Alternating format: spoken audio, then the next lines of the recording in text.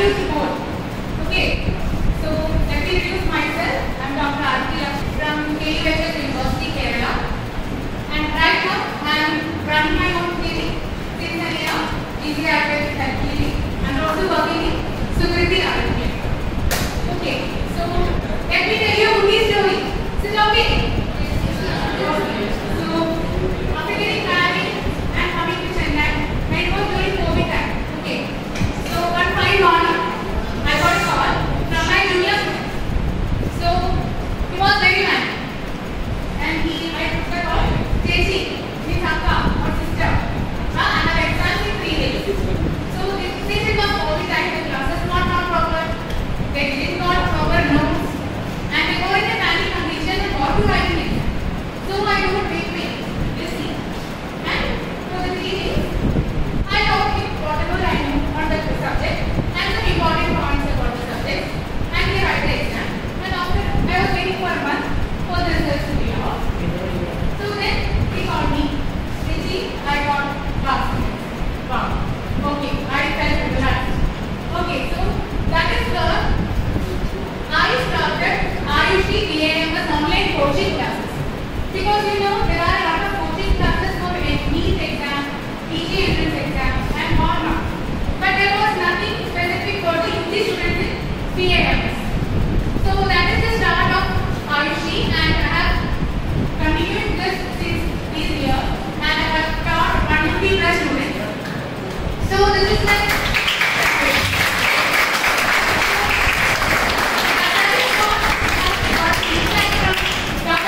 the teacher's blessing, the teacher's approach. So there are a lot of students here, right? But you know, it's like for every student there is a unique methodology, unique strategy of study. If I say one time, some of you will catch. If I get 2 times, it will be better for you. And close to 3 times, it's that differs in different cases, like different students. Okay. So now let us explore Ayurveda. So what is the Ayurveda? Anyone please? Anyone? What do you know about Ayurveda? Can't hear. Anyone? Okay. So we will in Malayalam. Yeah. Please hear. Okay. It's fine. So in Malayalam we say Ayurveda, or the science of life is known as Ayurveda in Sanskrit. Okay, so in Ayurveda we are dealing with the preventive and curative aspects. Okay, why is you get a disease, you are coming to the doctor, you are getting it cured, but we don't want that particular disease to come again for your body, right? So that lies the preventive aspect. Well, there lies the preventive aspect of the Ayurveda. And basically, we go for the natural healing of the body, and we go through the lifestyle changes, and the medicines will be some herbal method of medicines, and we believe that each body is unique. Okay, so for the same disease, for same cold and fever, so for same back pain, we cannot give like paracetamol, because every body is different and the medicines will be different according to Ayurveda. So next is, these are the 8 branches of Ayurveda, Ashta Angas of Ayurveda. Okay, that is we have the ophthalmology, we have the psychiatric, we have the pediatrics, we have the general medicine, surgery, and the forensic psychology, and then the gerontology or the geriatrics. Also the Risha Chikitsa, that is for the rejuvenation therapy of the infertility type of treatment. So Sanskrit, are you dealing with Sanskrit? Anyone? Anyone is studying Sanskrit? No. Okay. So if you are coming into Ayurvedic world, you need Sanskrit, because Ayurveda is the 4th Veda of Agartha Veda. Okay. So what happens now?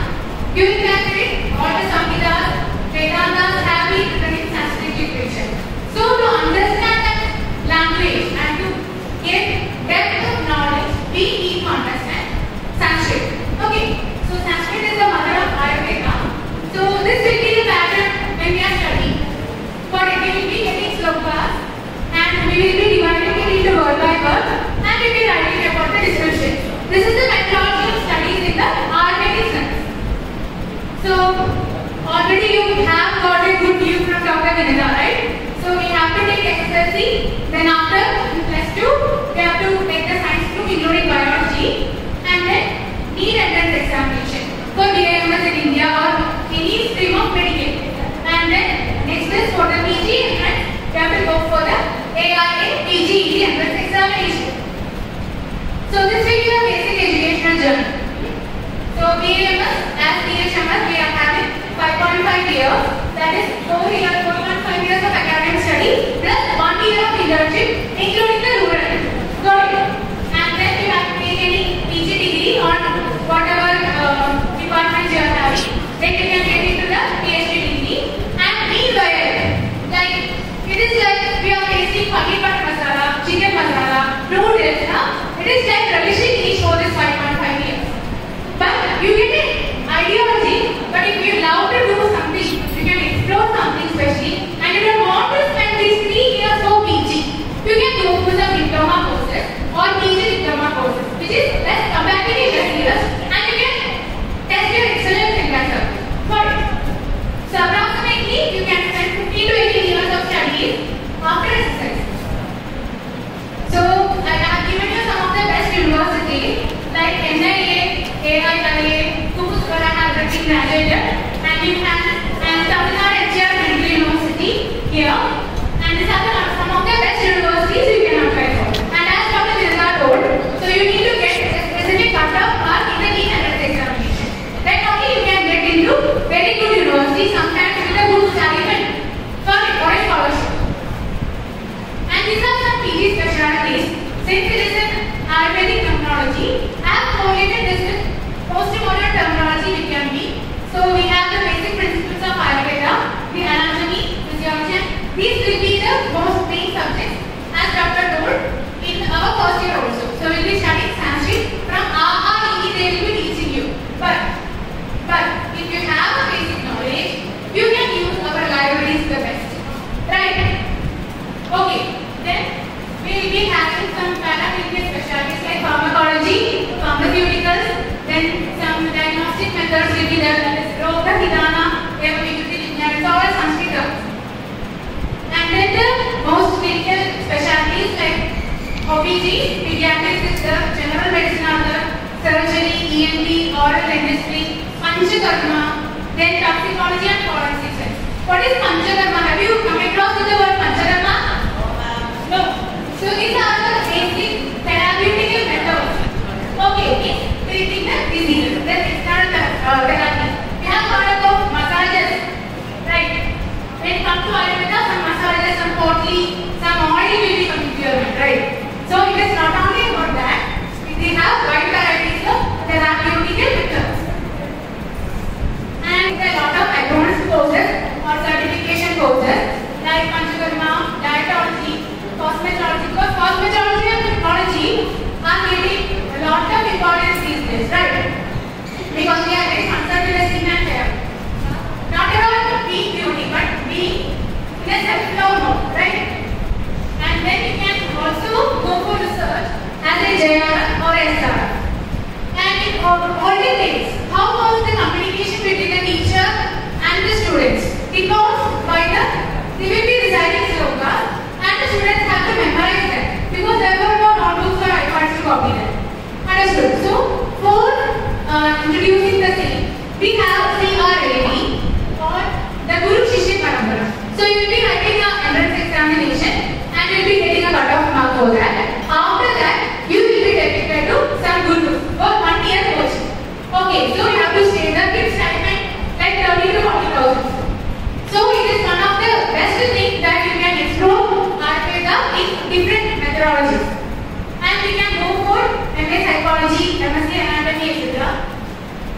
And let me come to some career opportunities other than Ayurveda physician. So, we have BAMS, we can go for PG specialization, we can go for diploma courses, and if you are not much interested after releasing all the food or all the subjects in Ayurveda, you have other options also. Like you can go for research, you can go for a product developer, because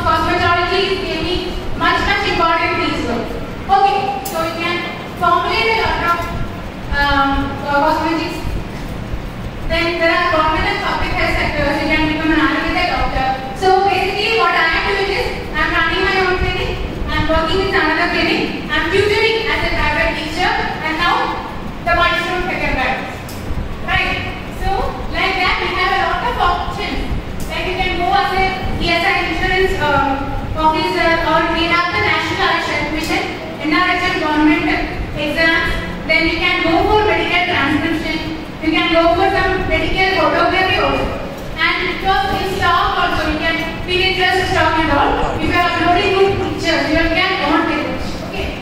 So that is about the documentation and also. And you get a lot of pampering is very important, or we are not enough pampering ourselves, right? So in these days, the spa, wellness, the salt, these are all the important factors for an Ayurveda physician. And also, if you are not able to get into clinical practice, or you are very keen into some IT field, you can go for a MBA or social work like MSW. And then these are some of the opportunities for intervention, like on clinic, product sales and marketing, and conducting some awareness classes, then organizing medical camps, medical tourism, and also research coordinator, data analyst, and also whatever that, right?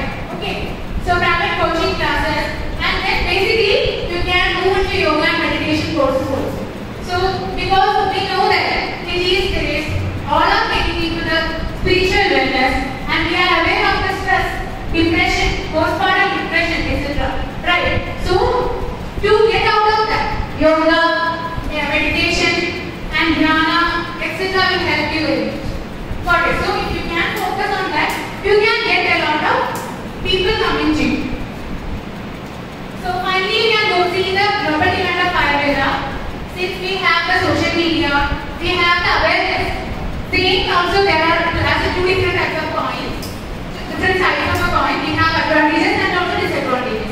With social media, overflow of the contents are getting confused. But if we are able to identify the good source, and if you are able to go for a good Ayurveda, then you get a lot of opportunities.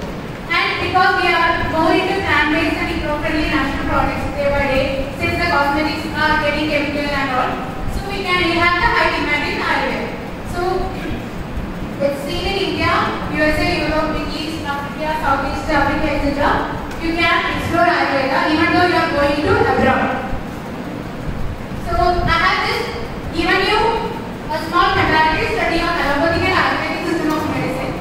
So basically, we will be the medicines will be tablets, the kashayams, the oils and all, and not like a completely chemical, it is completely herbal. And our diagnostic methods mainly focus on. Sorry. Okay, but we also use all the laboratory, all the MRI, all the CT, all the X-ray services if needed. Okay, so our treatment goal is overall well-being. It's not like I am a liver specialist, I am a kidney specialist. It's not like that. When someone is coming to me with a particular disease, I check their overall health, because overall health and well-being is a must. Not at all physical, not at all mental, not at all spiritual alone. Together, then only we are happy, right? All together, happiness comes. And this is the basic difference between Ayurveda, Siddha and Naturopathy. So in Siddha, they mostly use the metals and minerals or the alchemy.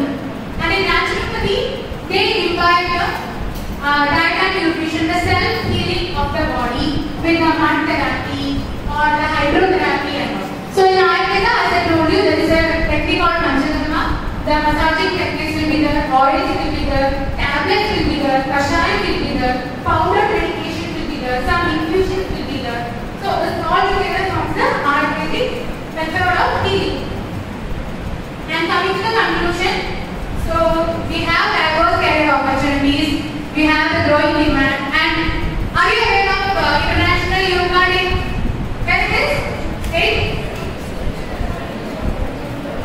Anyone?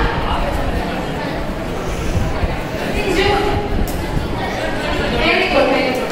So due to the popularity of yoga, meditation, since past 10 years, we are celebrating Dhanvantri Jayanti or Dhanvantri Day, because a lot of Ayurveda has Dhanvantri. Okay, so we are getting globally accepted, and we are having a high demand, and we have a lot of opportunities for specialization, and there are a lot of ideas if you have a good idea, and there are a lot of scope for entrepreneurship also. Okay. So thank you for being a very good listener.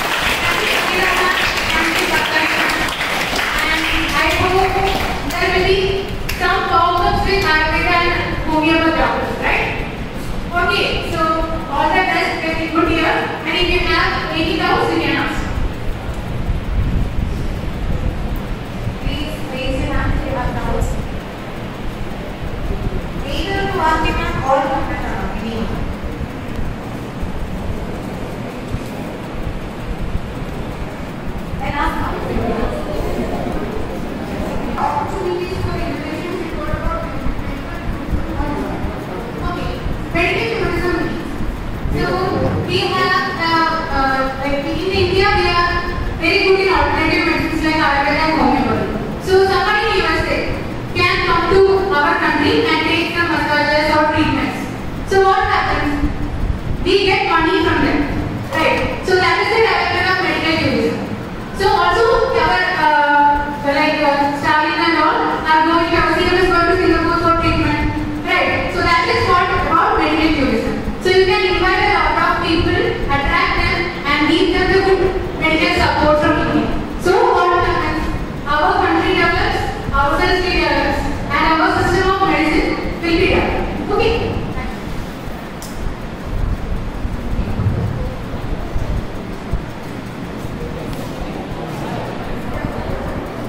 So my question would be to how would you describe the mental Sanjeev. of a person who pursues either Ayurvedic or homeopathic medicine?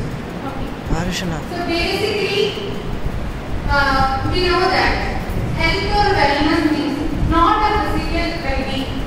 That you are taking a complete blood report, everything is normal.